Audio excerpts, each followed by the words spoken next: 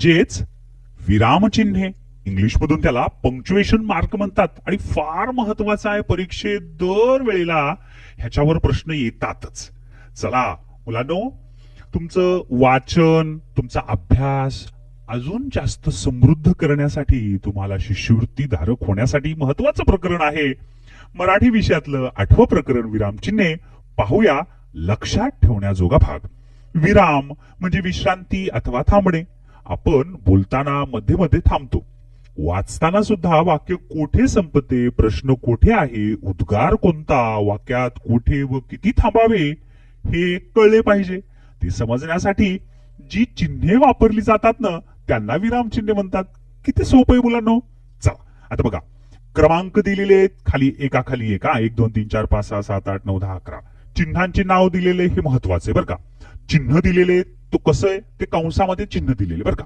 आणि हे केव्हा वापरतात ही माहिती दिलेली आहे आणि उदाहरण पण दिलेले. फार छान समजून सांगितले मुलांना. बघा, नंबर 1 पूर्णविराम. हा कसा असतो रे पूर्णविराम? हे का कंसामध्ये दिले बघा. टिंब, हे नुसतं टिंब असते आणि ते पण कुठं? खाली. त्याला म्हणायचं पूर्णविराम. आणि हे केव्हा वापरतात? वाक्य पूर्ण झाले हे समजण्यासाठी वापरतात. जसं वापरतातच्या पुढे टिंब आलं बघा. तसं उदाहरणार्थी आणखी हे उदाहरण पहा. मी दररोज शाळेत जातो. वाक्य पूर्ण झालं. पूर्ण झालं म्हणून पूर्णविराम. हे तर तुम्हाला सगळ्यांना माहितच आहे. चला पुढचं अर्धविराम. अर्धविराम कसा असतो? हे बघा, वर टिंब आणि खाली कॉमा. लक्षात आलं का मुलांना? हे बाहेरचे कंस नसतात बरं का, हे मधलेच चिन्ह. समजलं? आणि हे केव्हा वापरतात?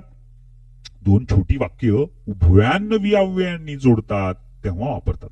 उदाहरणार्थ, गड आला पण सिंह गेला. पण सिंह गेला हे वाक्य ह्याच्यावर सुद्धा अवलंबून आहे. म्हणजे अर्थ पूर्ण होत नाही. म्हणून गड आला अर्धविराम पण सिंह गेला. कळालं? चला आता तिसरं अपूर्ण विराम. कसा असते? हे बघा, हे 2 कंसाच्या मध्ये हे 2 टिंब दिलेत, हे पूर्ण विरामाचे चिन्ह आहेत.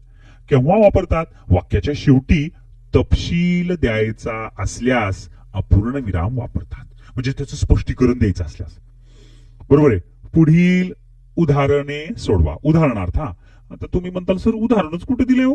पुढील उदाहरणे सोडवून काहीच दिलं नाही. अरे मुलांनो, पुढील उदाहरणे सोडवा म्हणजे खाली भरपूर सारे उदाहरण आहेत. तर हे 2 टिंबाने दाखवले. म्हणजेच हे कोणतं टिंब आहे? अपूर्ण विराम. कळालं? चला आता पुढचा चौथा चिन्ह आहे स्वल्पविराम. हे तर तुम्हाला लक्षातच येते बघा. त्याला आपण क्वामा म्हणतो. हे बघा, असं असतं हे क्वामा. खाली केव्हा वापरतात हे? तर एकाच जातीचे शब्द लागोपाठ आल्यास वापरतात. हाक मारून काही सांगताना नावापुढे संबोधनापुढे वापरतात. नावापुढे किंवा संबोधनापुढे. बघा उदाहरणार्थ फार छान दिले बघा. हे नाव आहेत बरं का. Ganga comma, Yamuna comma, Saraswati comma, Kaveri comma, Godavari या भारतातील नद्या आहेत. म्हणजे एकापेक्षा जास्त नामे आली तर क्वामाना दाखवायचं. श्यामल, हाक मारली, क्वामा, पुस्तक दे. श्यामल पुस्तक दे. ऐक नाही हे वाक्य, म्हणून ह्या श्यामलच्या पुढे क्वामा आलं. चला आता पुढचं प्रश्नचिन्ह. हे तर तुम्हाला सगळ्यांना माहिती रे. प्रश्न पत्रिका तुम्ही सोडवतात तर प्रश्नार्थक वाक्याच्या शेवटी प्रश्नचिन्ह असते. हे असं वाक्यात प्रश्न विचारला असेल तर वाक्याच्या शेवटी वापरतात. तू कोठे गेला होतास? अरे कोठे गेलतास सांग ना तू. हे प्रश्नार्थक चिन्ह. समजलं मुलांना? चला पुढचं उद्गारार्थी चिन्ह. हे चिन्ह दिसायला असं दिसतंय. मनातील भावना व्यक्त करणाऱ्या शब्दाच्या शेवटी वापरतात. बापरे, केवढा मोठा हत्ती. उद्गारार्थी चिन्ह. समजलं? चला अवतरण चिन्ह. हे एकेरी आहे बर का. क्वामा म्हणजे हे असा गडद जो टिंबासारखा भाग आहे तो खाली आणि इकडं गडद टिंबासारखा भाग वर. अलग लक्षात? हे असं अवतरण चिन्ह. एकेरी हे एकेरी अवतरण चिन्ह आहे बर का. एखाद्या शब्दावर जोर देताना किंवा दुसऱ्याचे मत सांगताना वापरतात. गांधीजींनी चले जाओ ही घोषणा दिली. लक्षात आलं का? घोषणा कोणती होती? चले जाओ. म्हणून त्याला अवतरण चिन्ह.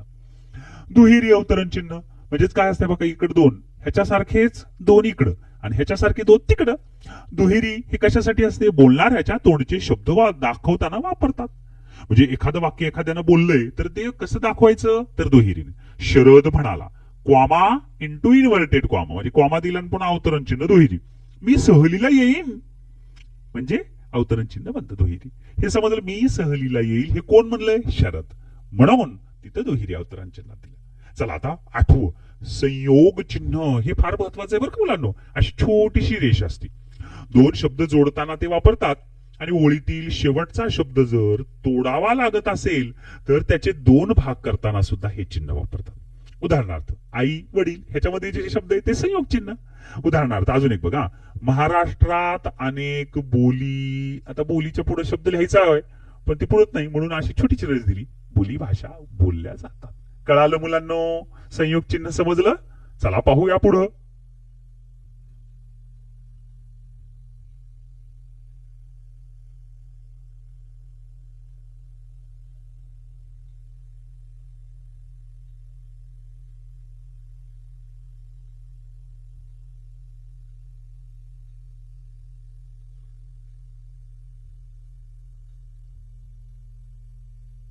बघा बरं, 9वं चिन्ह काय दिलेलं आहे तर अपसारण. हे बघा अशी रेष असते, संयोगाची छोटीशी रेष, अपसारणची मोठी रेष. वाक्याच्या पुढे तपशील द्यायचा नसल्यास अपसारण चिन्ह वापरतात. तपशीलच द्यायचं नाही. महाराज तुमचा राजवाडा जळून डॅश. बरोबर आहे, तुमच्या पुस्तकातलीच गोष्ट आहे.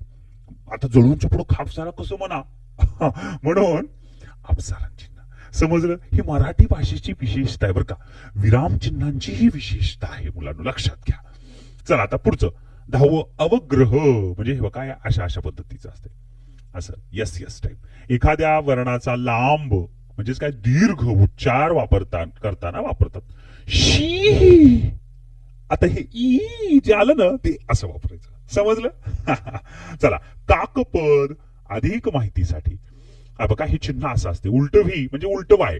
लेखन करताना एखादा राहिलेला शब्द लिहिण्यासाठी चिकून. आता मी खेळतो हे वाक्य होतं पण त्याच्यामध्ये काय खेळतो तेच लिहायचं विसरलं, मग त्याच्यात क्रिकेट शब्द ऍड करायचा. तर मग हे उलट व्ही करायचं, ते चिन्ह तिथं द्यायचं वर क्रिकेट. म्हणजे तो वाक्य कसं वाचायचं मग? मी क्रिकेट खेळतो. कळालं मुलांनो? कशामुळे कळालं? विराम चिन्ह समजलं म्हणून हे छान वाचता आलं. आणि ज्यांना विराम चिन्हच माहित नाही ते कसं वाचतात? क्रिकेट मी खेळतो, चुकलं सर म्हणते, चुकलं, 10 पैकी 0 मार्क बस खाली. म्हणून तुम्हाला प्रॅक्टिकलच्या वाचनाच्या परीक्षेत पैकीच्या पैकी मार्क पाहिजे असतील तर सगळे चिन्ह तुम्हाला लक्षात यायला पाहिजे. आणि आपल्या स्कॉलरशिपच्या परीक्षेत तर फार महत्वाचं प्रकरण आहे. चला पाहूया पुढं. चला आता विद्यार्थी मित्रांनो, थोडाही वेळ वाया न घालवता आपण बघूया स्वाध्याय विरामचिन्हेवरचे नमुना प्रश्न. पुढील प्रत्येक वाक्यात कोणते विरामचिन्ह द्याल त्याच्या पर्याय क्रमांकाची वर्तुळ रंगवा. बघा, तू कधी येणार आहेस. आता तू कधी येणार आहेस मग ह्याच्यासाठी काय तुम्हाला वाचता वाचताच कळालं, प्रश्नार्थक चिन्ह. कारण प्रश्न आहे, तू कधी येणार आहेस रे, सांग पटकन. म्हणून याचं उत्तर पर्याय नंबर 4. चला पुढचं. ते चित्र खूप सुंदर आहे. मग आता हे तर वाक्य पूर्ण झालंय आणि साधं वाक्य आहे, बरोबर आहे. म्हणून ते चित्र खूप सुंदर आहे. म्हणून शेवटी वाक्य अर्थपूर्ण व्हायला आहे म्हणून याचं पर्याय नंबर 2 पूर्ण विराम द्यावा लागेल. प्रश्नार्थक चिन्ह नाही की ही उद्गारार्थी चिन्ह नाही की डॅश डॅश नाही. चला आता पुढचं 3रा प्रश्न. ती म्हणाली मी अभ्यास करून घेईन. मग आता ती म्हणाली म्हणजे बोलली बर का काहीतरी. मग काय बोलली? मी अभ्यास करून घेईल. मग बोललेलं हे तर दुहेरी अवतरण चिन्हात देतात की रे. म्हणून याचं उत्तर पर्याय नंबर 4. हे डॅश डॅश म्हणजे मी अभ्यास करून घेईन हा भाग बर का मध्ये, आणि हे दुहेरी अवतरण चिन्ह मीच्या इथं सुरू होईल आणि इथं अवतरण चिन्ह संपेल. म्हणून 3ऱ्याचं उत्तर पर्याय 4. बघा लगेच शेवटचा प्रश्न. अहाहा काय देखावा आहे. मग आता अहाहा काय देखावा आहे म्हणजे उद्गार निघायलाय तोंडातून. म्हणून प्रश्नार्थक चिन्ह येणार नाही, पूर्णविराम येणार नाही, तर येईल उद्गारार्थी. म्हणून 4थ्याचं उत्तर पर्याय नंबर 3. चला विद्यार्थी मित्रांनो, माहिती सगळी समजली असेल तर आता सरावाचे प्रश्न सोडूया. फार सोपे सोपे प्रश्न आहेत सर्व. बघा पहिला प्रश्न काय दिलेला आहे, नंबर 1 प्रश्न क्रमांक 1. पुढे दिलेल्या विराम चिन्हांच्या नावासाठी योग्य पर्याय क्रमांकाची वर्तुळ रंगवा. मग तुम्ही लक्षात ठेवा, हा भाग जर तुम्ही वाचला नसेल ना तो वाचा पूर्ण, सगळं त्याच्यातलंच आहे. मग ते जर वाचलात तर हे सगळंच येतंय. चला बघूया. नंबर 1 उद्गार चिन्ह. आता ह्याचे पर्याय सुद्धा तुम्हाला बघायची गरज नाही, लगेच कळतंय. उद्गार चिन्ह ना पर्याय नंबर 4 आहे, कारण हे प्रश्नार्थक आहे, हे क्वामा आहे, हे पूर्णविराम आहे, म्हणून पहिल्याच उत्तर पर्याय नंबर 4. दुसरा अपूर्ण विराम. आता अपूर्ण विराम कसा असतो हे तुम्ही पाहिलेलं आहे. तर हे भाग आहे क्वामा, हे अपूर्ण विराम आहे का नाही, म्हणून दुसऱ्याच उत्तर पर्याय नंबर 2. हे पण काय आहे, हे जे चिन्ह दिलेलं आहे ते आहे अर्धविराम.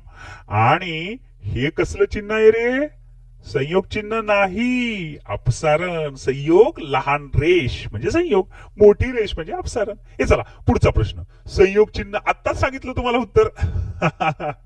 याचं उत्तर काय रे बघ, तिसऱ्याच उत्तर पर्याय नंबर 1. हे आहे प्रश्नार्थक चिन्ह, हे आहे दुहेरी अवतरण चिन्ह, हे पूर्णविराम. चला अवग्रह चिन्ह.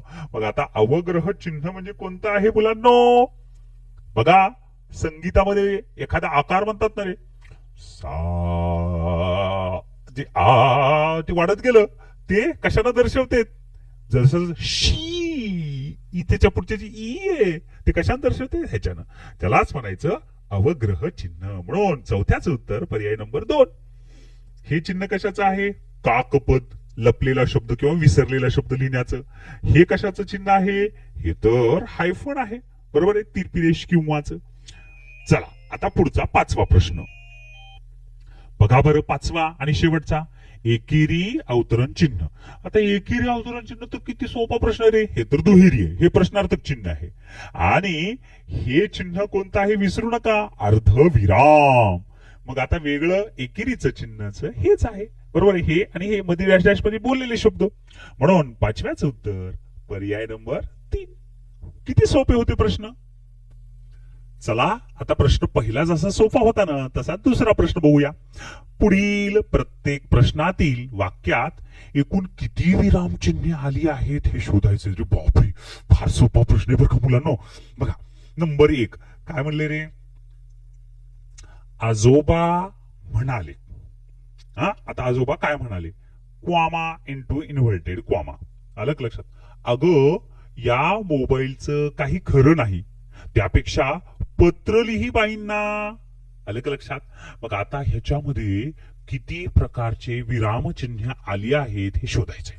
मग कोणते कोणते चिन्ह आलेत, तर हे बघा, हे एक क्वामा, हे दुसरा क्वामा आणि हे तिसरा क्वामा. 3 क्वामे, एक पूर्णविराम झाले 4 आणि दुहेरी अवतरण चिन्ह 5. म्हणून ह्याचं उत्तर पर्याय नंबर 1. चला आता दुसरं बघा. उडणे, हवा जाणे, फुगा फुटणे या क्रियांचा शब्दशः अर्थ अभिप्रेत नाही. मग आता ह्याच्यामध्ये विरामचिन्ह किती किती आहेत विचार करा बरं. फार सोपा प्रश्न आहे. हे एकेरी अवतरण चिन्ह मिळून एक चिन्ह, हे इकडे एक एकेरी अवतरण चिन्ह मिळून हे दुसरं चिन्ह, बरोबर आहे. म्हणजे हे एक चिन्ह, हे दुसरं चिन्ह, हे तिसऱ्यांदा, म्हणजे 3दा चिन्ह आले बरं का. हे 3 पुन्हा हे क्वामा 1 4, हे क्वामा 1 5. त्याच्यानंतर शब्दशः हे 2 टिंब म्हणजे अपूर्ण विराम आहे का रे. नाही मुलांनो, हे शुद्ध लेखनाचा शब्द आहे, शब्दशः. आलं का लक्षात. जसं तुम्ही पाहिला होतात ना लक्षात ठेवा मध्ये, पुढील उदाहरणे सोडवा, त्याच्या पुढे 2 टिंब, ते वेगळं आणि हे शुद्ध लेखनातला शब्द आहे, म्हणून हे येत नाही बरं का. मग पूर्ण विराम येईल. म्हणजे एकूण किती झाले रे, 1 2 3 4 5 6. म्हणजे याचं उत्तर पर्याय नंबर 2. समजलं मुलांनो. पहा आता तिसरा प्रश्न. अय्या हिरव्या पिवळ्या रेशमी धाग्यांचा रुमाल. मग आता किती आहे त्याच्यामध्ये चिन्ह. हे बघा, उद्गारार्थी एक चिन्ह आहे, त्याच्यानंतर पुन्हा इथे एक 2 चिन्ह झाले, त्याच्यानंतर हे दुहेरी अवतरण चिन्ह म्हणजे 3 झाले, आणि एक छोटीशी रेष म्हणजे संयोग चिन्ह एक आले, म्हणजे एकूण 4 चिन्ह आलेत. म्हणून तिसऱ्याच उत्तर पर्याय नंबर 3. समजलं.